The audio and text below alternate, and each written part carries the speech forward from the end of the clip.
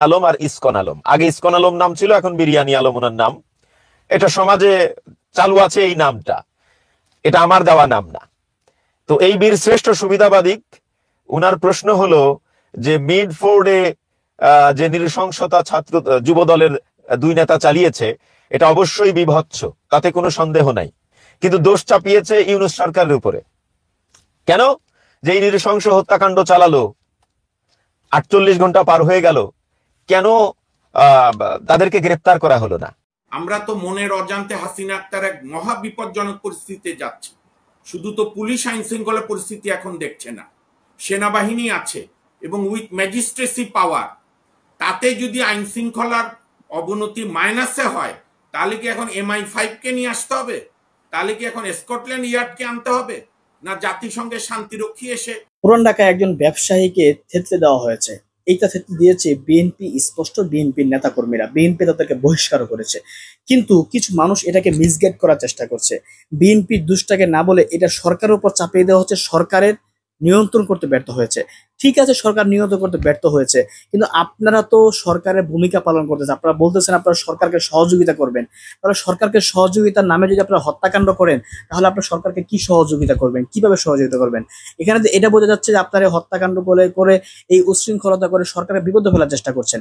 বিদেশক সরকারের বিরুদ্ধে কথা কওয়া কয়েকজন ব্যক্তির বিরুদ্ধে কথা বলেছেন ইউটিউবার নায়েব আলী। পাশাপাশি এই হত্যাকাণ্ড নিয়ে তিনি আলোচনা করেছেন যে বিএনপি এই চাঁদাবাজদের বিরুদ্ধে কোনো অ্যাকশন না নিয়ে বরং চাঁদাবাজকে তারা কিভাবে প্রশ্রয় দিচ্ছে এবং বিএনপি এই দায় কিভাবে তারা নিবে, এই দায় নিয়ে তারা সেই দায় মোচন করবে কিভাবে, সেই নিয়েও আলোচনা শুনবো। সময় সোশ্যাল মিডিয়ায় কাজ করেছি, তো যতই ব্যস্ত থাকি, এই ব্যস্ততার মাঝেও আসলে অন্যায়, অবিচার, অনাচার, অনিয়ম, দুর্নীতি, খুন, যত অপরাধ অপকর্ম আছে, এগুলো যখন চোখের সামনে এসে দাঁড়িয়ে যায়, তখন আসলে স্থির থাকাটা কঠিন হয়ে যায়।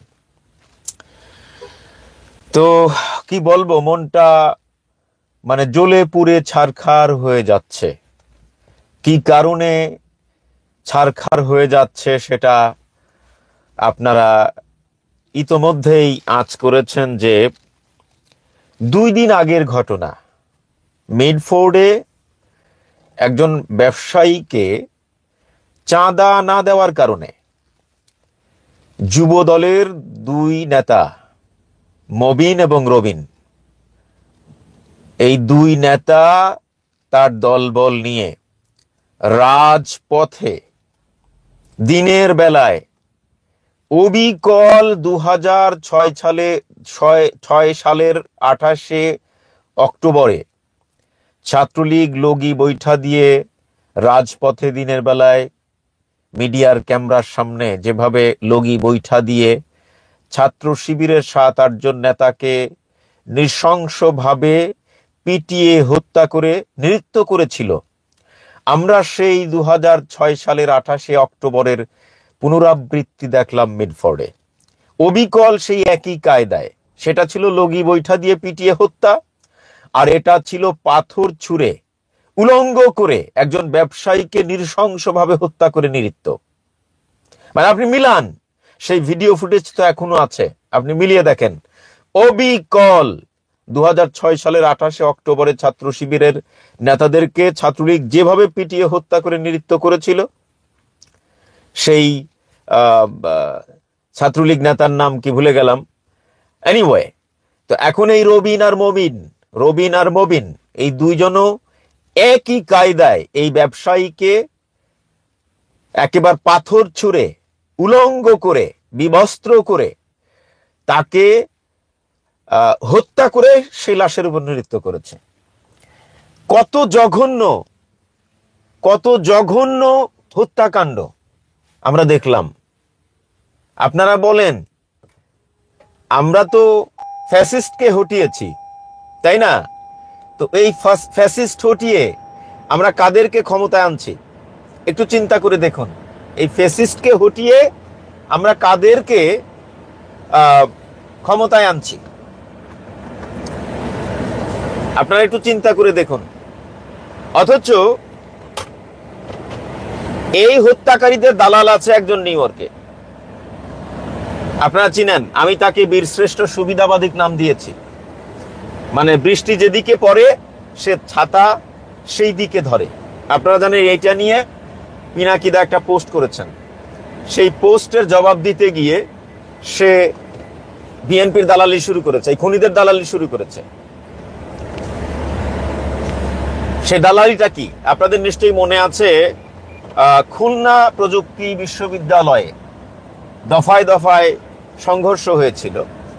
ওনার দাবি যে সংঘর্ষটা হয়েছিল ছাত্র শিবিরের সাথে।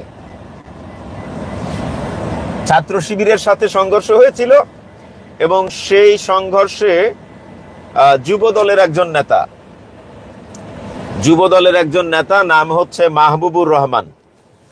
মাহবুবুর রহমানকে রামদাহাতে মহড়া দিতে দেখা যায় এবং সেই ভিডিও সোশ্যাল মিডিয়ায় ভাইরাল হয়ে যায়। তো সেই ঘটনার কিছুদিন বাদে এই ব্যবসায়ী হত্যার সমসাময়িক সময়েই সেই যুবদল নেতাকে গুলি করে হত্যা করে তার হাত পায়ের রক কেটে দেওয়া হয়েছে। তো এই বীর শ্রেষ্ঠ সুবিধাবাদী ওরফে উনি আমাদের সোসাইটিতে ওনার আরেকটা নাম আছে, এটা আমার দেওয়া নাম না, আমি কারোর নামও বিকৃত করতে চাই না, কিন্তু ওই নামে উনি পরিচিত, বিরিয়ানি আলম আর ইসকন আলম। আগে ইসকন আলম নাম ছিল, এখন বিরিয়ানি আলম ওনার নাম। এটা সমাজে চালু আছে এই নামটা, এটা আমার দেওয়া নাম না। তো এই বীর শ্রেষ্ঠ সুবিধাবাদী উনার প্রশ্ন হলো যে মিডফোর্ডে যে নৃশংসতা ছাত্র যুব দলের দুই নেতা চালিয়েছে এটা অবশ্যই বিভৎস, তাতে কোনো সন্দেহ নাই, কিন্তু দোষ চাপিয়েছে ইউনূস সরকারের উপরে। কেন? যে এই নৃশংস হত্যাকাণ্ড চালালো, 48 ঘন্টা পার হয়ে গেল, কেন তাদেরকে গ্রেপ্তার করা হলো না? অথচ উনি যে দলের দালালি করেন সেই দলের বিরুদ্ধে আঙ্গুল তোলেন নাই যে কেন তাদেরকে বহিষ্কার করা হলো না। বহিষ্কার করা হলো যে কিছুক্ষণ আগে বহিষ্কার করা হয়েছে, কিছুক্ষণ আগে, অ্যাবাউট 1 ঘন্টাও হয় নাই। আমি লাইভটা যখন করছি তার থেকে 1 ঘন্টা আগে তাদেরকে বহিষ্কার করা হয়েছে। অথচ ঘটনা ঘটেছে 48 ঘন্টা আগে, 2 দিন আগে। আমার কথা যে আমি ইউনূস সরকারের দালালি করছি না, ইউনূস সরকারের দালালি করছে না। কথাটা হচ্ছে যে আপনি যে দলকে সাপোর্ট করবেন সেই দলের কোনো কালপ্রিট যদি অপরাধ করে, প্রথমত তো আপনি দুষবেন দলকে, তাই না? তারপরে আপনি সরকারকে দুষেন, আমার কোনো আপত্তি নাই। আবার আপনি সরকারকে বলছেন গ্রেপ্তার করেছে ইউনূস সরকার। ইউনূস সরকার গ্রেপ্তার করে নাই, পুলিশে যারা দায়িত্ব পালন করতেছে তারা কারা? কয়েকদিন আগে তো ওই যে সম্ভবত উখিয়া চট্টগ্রামে, আমি যদি ভুল বলে না থাকি, উখিয়া চট্টগ্রামে বিএনপি না যুব দলের 2 নেতা চাঁদা আদায় করতে গিয়েছিল না, চাঁদাবাজি করতে গিয়েছিল, সেখান থেকে 2 জনকে গ্রেপ্তার করা হয়েছিল। তো থানা ঘেরাও করে সেই আসামি ছিনতাই করেছে কারা? বিএনপির নেতা কর্মীরা না? তো আপনি গ্রেপ্তার করে আপনি এই পুলিশ বাহিনী, এই প্রশাসন দিয়ে যুবদল, ছাত্রদল, বিএনপির নেতাকে গ্রেপ্তার করবেন, তাদেরকে রাখা যাবে? রাখা যাবে না। এখানে বিষয়টা হলো যে সেই মাহবুবুর রহমান যুবদলের সেই নেতা, তাকে যারাই হত্যা করুক, এই হত্যাকাণ্ডের জন্য বাংলাদেশের জনগণের খুব একটা আগ্রহ নেই। কেন? এই জন্য নেই যে সে তো সন্ত্রাসী। একজন সন্ত্রাসীকে যদি কেউ বিচার বহির্ভূতভাবে হত্যা করে, খুন করে, তার প্রতি মানুষের দয়া মায়া থাকে না, এটা মানুষের সহজাত স্বভাব। কিন্তু এই ব্যবসায়ী, তিনি তো কোনো অপরাধ করেন নাই, যুবদল নেতাদেরকে চাঁদা দেন নাই, এজন্য তাকে হত্যা করা হয়েছে, এজন্য মানুষ এটা নিয়ে কথা বলছে। ঠিক আছে, এই জন্য মানুষ কথা বলছে। তো এই বিষয়টা মানে এই সুবিধাবাদীরা যে কিভাবে দেখে আমি জানি না, কিভাবে দেখে আমি জানি না। আপনি চিন্তা করে দেখেন। অবশ্যই মানে বিচার বহির্ভূত যে কোনো হত্যাকাণ্ড নিন্দনীয়। এর সাথে যারা জড়িত তাদেরকে আইন শৃঙ্খলা রক্ষা বাহিনীর কাজ হচ্ছে গ্রেপ্তার করা, তাই না? তো এখন উনি চালিয়ে দিলেন যে রক কেটে দেওয়া হয়েছে, তার মানে এই কাজ শিবির করেছে। আমি বহুবার চ্যালেঞ্জ করেছি যে ছাত্র শিবির রক কেটেছে, হ্যাঁ, যার রক কেটেছে তিনি ছাত্র শিবিরের কোন কোন নেতার বিরুদ্ধে মামলা করেছেন? তিনি বলতে যার রক কেটেছে তিনি তো মারা গেছেন, তার পরিবারের কথা বলছি। তো ভুক্তভোগী পরিবার কি সেই রক কাটাদের বিরুদ্ধে মামলা করেছে? যদি মামলা করে থাকে সেই মামলার কোনো বিচার টিচার হয়েছে কিনা, রায়টাই হয়েছে কিনা? একজনকে দেখান যে ছাত্র শিবিরের অমুক নেতা রক কেটে দেওয়ার কারণে তার বিরুদ্ধে মামলা হয়েছে, মামলায় বিচার হয়েছে, বিচার তার মৃত্যুদণ্ড হয়েছে এবং মৃত্যুদণ্ড কার্যকর হয়েছে। কত মৃত্যুদণ্ড আমরা দেখলাম, কত যাবজ্জীবন কারাদণ্ড আমরা দেখলাম, 10 বছর 15 বছর 20 বছর সাজা খেটে অনেককে মুক্ত হতে দেখলাম। কিন্তু আজ পর্যন্ত একজন শিবিরের নেতাকে দেখলাম না যিনি রক কাটার কারণে 10 বছরের সাজা খেটেছেন, যাবজ্জীবন সাজা খেটেছেন, মৃত্যুদণ্ড হয়েছে, তার মৃত্যুদণ্ড কার্যকর হয়েছে। দেখেন, একজনকে দেখান। কথা হলো যে আপনি পরিচয় দিবেন আপনি সাংবাদিক, হ্যাঁ, আর মানে দালালি করবেন, একেবারে উলঙ্গ হয়ে দালালি করবেন। একটা খুন, মানে নৃশংস খুনকে আপনি বৈধতা দিবেন, মানে একটা খুনের সাথে আর একটা খুন মিলাতে গিয়ে একজন সন্ত্রাসীকে খুন করা হয়েছে, একজন সাধারণ ব্যবসায়ীর খুনের সাথে আপনি একজন সন্ত্রাসীর খুনকে মিলানোর চেষ্টা করতেছেন। দুইটাই খুন, দুটাই অপরাধ, তাতে কোনো আপত্তি নাই। কিন্তু একজন সন্ত্রাসীকে কেউ যদি খুন করে, সেই সন্ত্রাসীর প্রতি মানুষের দয়া মায়া তৈরি হয়? হয় না। কেন হয় না? কারণ সে তো আমাদের জন্য বিপজ্জনক ছিল। তাকে যে বা যারাই খুন করুক, আপদ বিদায় হয়েছে, ওটাই ভালো, মানুষ এটাই মনে করে। আমি মনে করি কিনা সেটা ডিফারেন্ট স্টোরি, আমি মনে করি না। কারণ একজন অপরাধী অবশ্যই তার বিরুদ্ধে কোনো অভিযোগ থাকলে তাকে আইনের আওতায় এনে বিচারিকভাবে তার মৃত্যুদণ্ড হোক, যাবজ্জীবন কারাদণ্ড হোক, সেটা হওয়াটাই আইন সিদ্ধ, এটা আমিও চাই। কিন্তু আপনি মানুষকে বিভ্রান্ত করছেন, আপনি বিএনপিকে সেভ করছেন, মানুষকে বিভ্রান্ত করছেন, বিএনপিকে সেভ করছেন। ওখানে আরেকটা বিষয় উনি উল্লেখ করেছেন যে বিএনপি বড় দল, হ্যাঁ, সেখানে অপরাধও বেশি এবং বিএনপি ব্যবস্থাও নিয়েছে বেশি। কি ব্যবস্থা নিয়েছে আমাকে বলেন? বিএনপি থেকে, যুব দল থেকে, ছাত্র দল থেকে সবকিছু মিলিয়ে গত 1 বছরে বহিষ্কার করেছে 4,500 নেতা। আপনি বলেন, একটা দলের যদি 4,500 নেতাকে বহিষ্কার করা হয়, সেই দলের আর কিছু থাকে? কেন বহিষ্কার করা হয়েছে? চাঁদাবাজি, টেন্ডারবাজি, টেম্পো স্ট্যান্ড দখল, বাস স্ট্যান্ড দখল, নারী ধর্ষণ, খুন, ছিনতাই, অপহরণ, এই সমস্ত অপকর্মের সাথে, অসামাজিক কর্মকাণ্ডের সাথে যারা জড়িত তাদেরকে বহিষ্কার করা হয়েছে। তো তার মানে একটা দলের যদি 4,500 নেতা চাঁদাবাজির সাথে যুক্ত থাকে, টেন্ডারবাজির সাথে যুক্ত থাকে, টেম্পো স্ট্যান্ড দখলের সাথে যুক্ত থাকে, বাজার দখলের সাথে যুক্ত থাকে, বাস স্ট্যান্ড দখলের সাথে যুক্ত থাকে, নারী ধর্ষণের সাথে যুক্ত থাকে, ইয়াবা কারবারের সাথে, ইয়াবা সেবনের সাথে যুক্ত থাকে, তাহলে এই দলটাকে কি আর রাজনৈতিক দল বলা যায়? আমাকে বলেন। আপনি বলতেছেন বড় দল, কত বড় দল? আমি বারবার বলেছি, সারা দেশে বিএনপির যে কমিটি আছে, সাংগঠনিক যে কমিটি আছে, এই কমিটিতে যারা পদধারী তারাই তো নেতা, তাই না? একেবারে ওয়ার্ড থেকে শুরু করে একেবারে কেন্দ্র পর্যন্ত, ওয়ার্ড থেকে শুরু করে কেন্দ্র পর্যন্ত যে সাংগঠনিক কমিটিগুলো আছে, এই কমিটিতে যারা আছেন, পদে আছেন, তারাই তো নেতা, তাই না? তো এই নেতাদেরকে নিয়েই তো দল, এই তো। আচ্ছা, তো অনুরূপভাবে সারা দেশে আওয়ামী লীগেরও সেম যে কমিটি আছে, এই কমিটিতে যারা পদধারী আছে তাদের সংখ্যাটাও বিএনপির প্রায় সমান, হয়তো 19-20 হতে পারে। অন দি আদার হ্যান্ড, বাংলাদেশের আরেকটি বড় রাজনৈতিক দল জামায়াতে ইসলামী, তাদেরও তো সারা দেশে একেবারে ওয়ার্ড থেকে শুরু করে কেন্দ্র পর্যন্ত কমিটি আছে, তাই না? কমিটি আছে তো, আছে। তো সেই কমিটির নেতাকর্মী, সেই কমিটির নেতারাই তো মানে সংগঠনের জনশক্তি, তাই না? মানে বড় দল, এদেরকে নিয়েই তো দল, তাই না? তো সারা দেশে জামাতের কমিটিতে যে পরিমাণ নেতা আছেন, সেই নেতাদের সাথে আপনি আওয়ামী লীগ বিএনপির সাংগঠনিক নেতাদের একটু কম্পেয়ার করেন, কত কম বেশি হতে পারে? আপনি বলেন কত কম বেশি হতে পারে? সারা দেশে বিএনপির নেতার সংখ্যা কত? আমার জানা নেই, আমি কখনো এটা নিয়ে রিসার্চ করি নাই। কত হতে পারে? 30,000, জানি না, একটা লামসাম একটা আইডিয়া দিলাম, 30,000। তো বিএনপির সারা দেশে সাংগঠনিক পদধারী নেতাদের সংখ্যা 30,000। জামাতে কত হাজার? বিএনপিতে যদি 30,000 হয়, জামাতে অবশ্যই 25,000 আছে, তাই না? তো কত কম? তার মানে বিএনপি থেকে জামাত কত ছোট দল? খুব বেশি ছোট দল না। বিএনপি যদি 20 হয়, জামাত হলো 17, 16, 15, তো তাহলে কত কত বড় দল আমাকে বলেন তো। আপনি জামাতের দিকে তাকান, জামাত কয়জনকে বহিষ্কার করেছে গত 1 বছরে? জামাত কয়জনকে বহিষ্কার করেছে?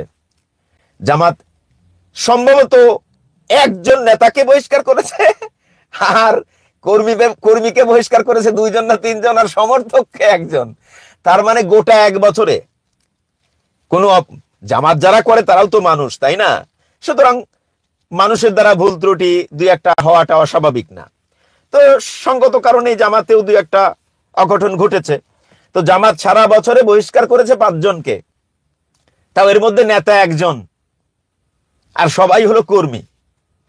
আর বিএনপি বহিষ্কার করেছে 4,500। এখন আপনি বলেন কোথায় শেখ সাদি আর কোথায় ছাগলের নাদি?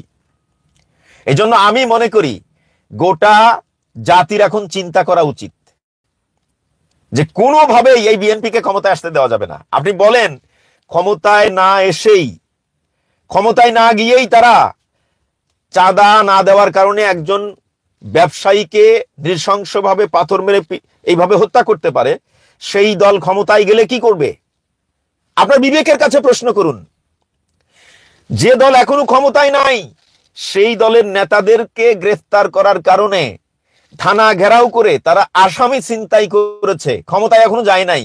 ক্ষমতায় গেলে তো তাদের কোনো নেতাকে গ্রেফতারই করতে দেবে না, মামলাই নেবে না। আপনি বলেন, এ তো আওয়ামী লীগকে হার মানিয়েছে। 4,500 নেতাকে বহিষ্কার করা হয়েছে, 4,500 নেতা। আমাকে বলেন তাহলে কাদের দ্বারা এই দল পরিচালিত? আর এরা তো সব খুব বড় লেভেলের নেতা না, উপর লেভেলের নেতা যারা আছে তাদের কয়জনকে বহিষ্কার করা হয়েছে?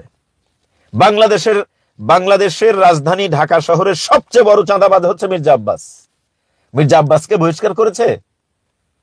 সে তো আর দোকানে দোকানে গিয়ে চাঁদা আদায় করে না, সে তো আর বাসের ড্রাইভারের উইন্ডোতে গিয়ে চাঁদা আদায় করে না, সে তো আর টেম্পো স্ট্যান্ডে গিয়ে নিজে যায় দখল করে না, তার লোকজন দখল করে, তার লোকজন চাঁদাবাজি করে, সেটার সে ভাগ পায়, সে পিছন থেকে নেতৃত্ব দেয়। কথা হলো তার বিরুদ্ধে তদন্ত কে করবে? তার বিরুদ্ধে রিপোর্ট কে করবে? বাংলাদেশের সাংবাদিকদের ওই সৎসাহস আছে? আপনারা বলবেন কি এখন কি আওয়ামী লীগ সরকার ক্ষমতায়? আপনি এই ঘটনাকেই দেখেন না। মিডফোর্ডের এই ঘটনা ঘটেছে 48 ঘন্টা আগে। এই ভিডিও ফুটেজ কি সাংবাদিকদের কাছে ছিল না? ছিল। 48 ঘন্টা আগের ঘটনা এখন মিডিয়ায় আসতেছে। এই ধরেন আমি লাইভ শুরু করার 10 মিনিট 15 মিনিট আগের থেকে মিডিয়ায় আসতেছে এই ঘটনা। তাহলে 2 ঘন্টা আগে তারা 2 দিন আগে তারা কোথায় ছিলেন? এই বাংলাদেশের মিডিয়াগুলি 2 দিন আগে কোথায় ছিলেন? হাজার হাজার সাংবাদিক বাংলাদেশে, শত শত মিডিয়া বাংলাদেশে, প্রিন্ট মিডিয়া, ইলেকট্রনিক্স মিডিয়া, তাদের কাছে এই ভিডিও ফুটেজ ছিল না? আরে ভাই, আমাদের মতো অনলাইন অ্যাক্টিভিস্টের কাছে যদি এই ভিডিও ফুটেজ থাকে তাহলে তাদের কাছে নাই কেন? এই কথা কেউ বিশ্বাস করবে যে তাদের কাছে নাই? অবশ্যই ছিল। তাহলে তারা রিপোর্ট করে নাই কেন? তারা নিউজ করে নাই কেন? তার মানে বিএনপি যে ক্ষমতায় আসতেছে এটা আগে থেকেই মিডিয়াও জেনে গেছে যে বিএনপি ক্ষমতায় আসতেছে। অতএব বিএনপির বিরুদ্ধে এত কঠিন নিউজ করা যাবে না, করলে মিডিয়া বন্ধ হয়ে যাবে। This is the reality.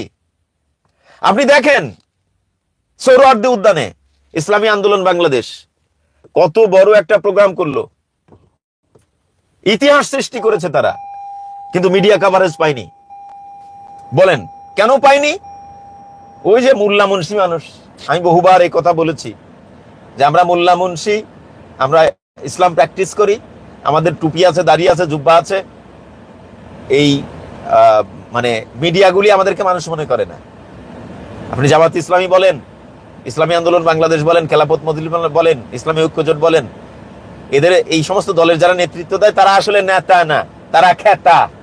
মিডিয়ার কাছে তারা হলো খেতা। আর বিএনপি আওয়ামী লীগ জাতীয় পার্টি যারা করে তারা হলো নেতা। বুঝতে পারছেন? তারা হলো নেতা। আপনি আমাদের সরকার, বর্তমান সরকারের আচরণই দেখেন না। জামাতের কোন নেতার সাথে দেখা করার জন্য ডক্টর মোহাম্মদ ইউনূস কি জামাতের কেন্দ্রীয় কার্যালয়ে গিয়েছে দেখা করার জন্য, সাক্ষাৎ করার জন্য? যায়নি। কিন্তু ডক্টর মোহাম্মদ ইউনূস বিএনপির নেতার সাথে দেখা করার জন্য বাংলাদেশ থেকে ফ্লাই করে লন্ডনে গেছেন। বলেন, বিষয়টা বলেন। উনি একটা জায়গায় ছিলেন, ওনার একটা শ্রদ্ধার জায়গা ছিল, সেই জায়গাটা উনি নষ্ট করেছেন অলরেডি এই কাজটা করে। বৈঠক করেছেন, ভালো করেছেন, কিন্তু শুধু তারেক রহমানের সাথে লন্ডনে কি জামাতের মুখপাত্র, অন্যান্য দলের মুখপাত্র ছিল না? তাদেরকে নিয়ে সেখানে তিনি মিটিং করতেন, তাহলে সেটা মানানসই হইতো। তো যাই হোক, আমি আর কি বলবো, আর বলার কিছু নাই। আমার একটাই কথা, গত 14-15 বছর ধরে আওয়ামী লীগের বিরুদ্ধে যেভাবে আমরা লড়াই করেছি, এখন বিএনপির বিরুদ্ধে আমাদের লড়াই চলবে। বিএনপির বিরুদ্ধে আমাদের লড়াই চলবে। বিএনপিকে কোনোভাবেই ক্ষমতায় আনতে দেওয়া যাবে না। বিএনপি ক্ষমতায় আসা মানেই আরেক ফ্যাসিস্ট ক্ষমতায় জেকে বসা, এবং আবার আপনাদেরকে রক্ত ঝরাইতে হবে। ছাত্র জনতাকে বলছি, বাংলাদেশের জনগণকে বলছি, আমরা তো ভাই প্রবাসে থাকি, দেশে রেমিটেন্স পাঠাই, দেশের অর্থনীতি চাঙ্গা রাখি, আপনাদেরকে সুখে শান্তিতে রাখার চেষ্টা করি, যেহেতু এখানে সেটেলড, তাই না? জীবনটা এখানে আমাদেরকে পার করতে হবে মৃত্যু পর্যন্ত। অতএব মাঠের আন্দোলনে তো আমরা থাকবো না, হয়তো দেশে মাঝে মধ্যে ঘুরতে যাব, দেখা সাক্ষাৎ করব, এই তো আপনাদের সাথে। কিন্তু মূল আন্দোলন তো, ময়দানের লড়াই তো আপনাদেরকেই করতে হবে। অতএব বিএনপিকে ঠেকাও আন্দোলন শুরু করতে হবে। বিএনপিকে কোনোভাবেই ক্ষমতায় যাইতে দেওয়া যাবে না। তার অর্থ এই নয় যে আপনারা জোর করে ঠেকিয়ে দিবেন, না। ব্যালটের মাধ্যমে, রাজনীতির মাধ্যমে, গণতান্ত্রিক সিস্টেমে, নিয়ম মেনে, কোনো অনিয়ম করে বিএনপিকে ঠেকানো যাবে না। নিয়মের মাধ্যমে বিএনপিকে ঠেকাইতে হবে। আমি সেটাই বলছি যে ব্যালটের মাধ্যমে বিএনপিকে ঠেকাতে হবে। বিএনপিকে কোনো ক্রমেই ক্ষমতায় যেতে দেওয়া যাবে না। বিএনপি ক্ষমতায় গেলে আওয়ামী লীগকে হার বানাবে। আপনি দেখেন, আওয়ামী লীগ একটা ঘটনা ঘটিয়েছে 2006 সালের 28শে অক্টোবর। তখনও তারা ক্ষমতায় ছিল না, এটা ঠিক। তখন তারাও ক্ষমতায় ছিল না, কিন্তু ক্ষমতায় যাওয়ার মোহেই তো তারা এটা করেছিল। ঠিক একই কাজ বিএনপিও করলো। যদিও তাদেরকে বহিষ্কার করা হয়েছে, তাদেরকে গ্রেপ্তারও করা হয়েছে। এখন কথা হলো, ওই যে শেষে যে কথাটা বলে শেষ করতে যাই, কয়েকদিন আগে বিএনপির ছাত্রলীগ শাখা, বিএনপির মহিলা লীগ শাখার নেত্রী রুমিন ফারহানা, কি ভুল বলে ফেললাম নাকি, কি দেখি বলে ফেললাম, এনিওয়ে, আসলে উনি বিএনপির মহিলা লীগ শাখারই নেত্রী, আমি ভুল বলি নাই। যাই হোক, তো 32 নাম্বার ভাঙা নাকি মববাজি হয়েছে গত এক বছরে। বিএনপি অভ্যন্তরীণ কোন্দলে এবং অন্যান্য রাজনৈতিক দলের সাথে সংঘর্ষে জড়িয়ে যত মানুষকে হত্যা করেছে, এটা মব না? এই যে ব্যবসায়ীকে হত্যা করা হয়েছে, এটা মব না? চাঁদাবাজি মব না? বাজার দখল মব না? টেম্পো স্ট্যান্ড দখল মব না? বাস স্ট্যান্ড দখল মব না? অপহরণ মব না? সবচেয়ে বড় মব বিএনপি। গত এক বছরে সবচেয়ে বেশি মব সৃষ্টি করেছে বিএনপি, অথচ সে আওয়ামী লীগকে সেভ করার চেষ্টা করতেছে। কারণ তার বাপ ছিল আওয়ামী লীগের রক্ত তার গায়ে, সে বিএনপি কেমনে হবে? জাস্ট খোলস পরিবর্তন করেছে। আমি আর লম্বা করতে চাই না, জুমার নামাজের টাইম হয়ে যাচ্ছে। সকলেই ভালো থাকুন, বিএনপিকে ঠেকান, বিএনপিকে কোনোভাবে। দর্শক, আলোচনা শুনেছেন, শুনে বুঝতে পেরেছেন বিএনপি আসলে দায় নিতে পারবে, কিন্তু সেই দায় নিয়ে মোচন করতে পারবে না। হয়তোবা হত্যাকাণ্ড যাদের ঘটেছে তাদের বাড়িতে টাকা পাঠাতে পারবে। অলরেডি দেখেছে সাহায্য সহযোগিতার আশ্বাস তারা দিয়েছেন, বলেছেন প্রত্যেক মাসে একটা তারা খরচ দিবেন, এবং কি অনেক কিছু তাদেরকে দেওয়া হবে। 48 ঘন্টার ভিতরেই তারা টাকার অফার তাদেরকে দিয়ে দিয়েছে। অতএব তারা যাতে কোনো বড় ধরনের পদক্ষেপ না নেয়, বড় ধরনের কিছু না করে, চিন্তা করতে পারে। এটাও তো আমি মনে করি একটা খারাপ অবস্থা। এটাও তো মনে করি যে টাকার অফার দিয়ে তাদেরকে মুখ বন্ধ করে দেওয়া হচ্ছে, হুমকি দেওয়া হচ্ছে। তাদের কাছে এখন যাওয়া উচিত হয়েছে, সান্ত্বনা দেওয়া হয়েছে, ঠিক আছে দিয়েছেন, কিন্তু কয়জনকে আপনি সান্ত্বনা দিবেন, কয়জনকে বহিষ্কার করবেন? এই যে নেতা যাকে আপনারা মেরেছেন, এই নেতাটা একটা ছবি আমরা জামাজি বার হয়েছে, পুরান ঢাকার নেতা নয়ন, তার পাশে তিনি দাঁড়িয়েছিলেন, তার পিছনে দাঁড়িয়েছিলেন। তার মানে এই ছেলেটা বিএনপি করে, অর্থাৎ নিজ দলের কর্মীকে চাঁদা না দেওয়ার কারণে আপনারা এভাবে হত্যা করলেন। তাহলে আপনাদের কাছে যদি নিজ দলের নেতারাও যদি নিরাপদ না থাকে, তাহলে আমরা সাধারণ মানুষ কতটা নিরাপদ থাকবে?